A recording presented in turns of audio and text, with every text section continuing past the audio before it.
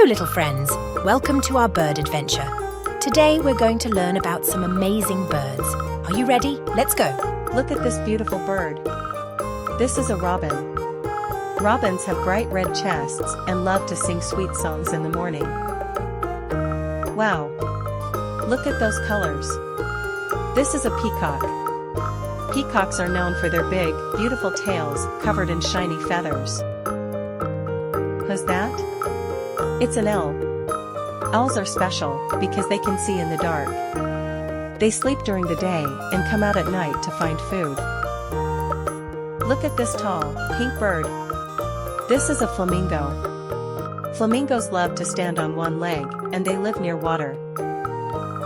This is a penguin. Penguins don't fly like other birds, they waddle on land and swim in the water. Wasn't that fun? We met so many wonderful birds today. The singing robin, the colorful peacock, the night-seeing owl, the pink flamingo, and the waddling penguin. Next time you're outside, see if you can spot any birds around you.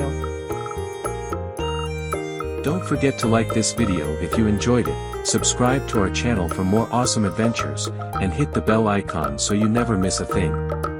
See you next time for more fun and learning. Bye bye.